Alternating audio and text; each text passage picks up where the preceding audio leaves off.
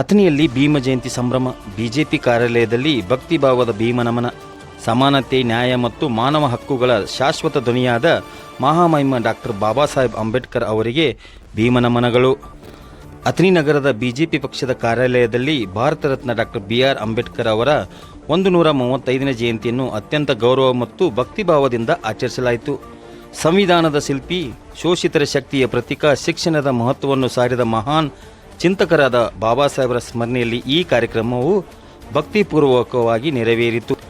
ಈ ಸಂದರ್ಭದಲ್ಲಿ ಸನ್ಮಾನ್ಯ ಮಾಜಿ ಶಾಸಕರಾದ ಶ್ರೀ ಮಹೇಶ್ ಕುಮಟಳ್ಳಿ ಅವರು ಮಾತನಾಡಿ, ಡಾಕ್ಟರ್ BR ಅಂಬೇಡ್ಕರ್ ಅವರ ಆದರ್ಶಗಳು ಇಂದಿಗೂ ಸಮಾಜಕ್ಕೆ ದಾರಿದೀಪವಾಗಿದೆ. ಸಮಾನತೆ ಮತ್ತು ನ್ಯಾಯಕ್ಕಾಗಿ ಅವರು ಮಾಡಿದ ಹೋರಾಟವನ್ನು ನಾವು ಜೀವನದಲ್ಲಿ ಅಳವಡಿಸಿಕೊಳ್ಳಬೇಕು ಎಂದು ಹೇಳಿದರು. ಮಂಡಳದ ಅಧ್ಯಕ್ಷರಾದ ಗಿರೀಶ್ ಬುಟ್ಟಾಳಿ ಸೇರಿದಂತೆ ರಾಜೇಂದ್ರ ಐಹೊಳೆ, ರವಿ ಪೂಜಾರಿ, ಉಮೇಶ್ ಬಂಡೋಡ್ಕರ್, ಪ್ರಭು ಚವ್ಹಾಣ್, ನಾನಾಸಾಬ್ ಔತಾಡೆ, ಸರಸ್ವತಿ ನ್ಯಾಮಗೌಡ್, ಪುಟ್ಟು ಹಿರೇಮಠ್, ಮಲ್ಲಪ್ಪ ಹಂಚಿನಮನಿ, ಬುದ್ದಾರ್ ವಕೀಲರು, ದೊಂಡಿಬಾ ಮಾನೆ, ದರ್ಯಪ್ಪ ಟಕ್ಕನ್ನವರು, ಕುಮಾರ್ ಪಡಸಲ್ಗಿ, ಭೋಸ್ಲೆ ವಕೀಲರು, ಸಿದ್ದು ಪಾಟೀಲ್, ಕಟ್ಮರಿ ಮಹಾರಾಜರು, ದಿಲೀಪ್ ಕಾಂಬ್ಳೆ ಸೇರಿದಂತೆ ಹಲವಾರು ಮುಖಂಡರು ಕಾರ್ಯಕ್ರಮದಲ್ಲಿ ಭಾಗವಹಿಸಿ ಭೀಮ ನಮನ ಸಲ್ಲಿಸಿದರು.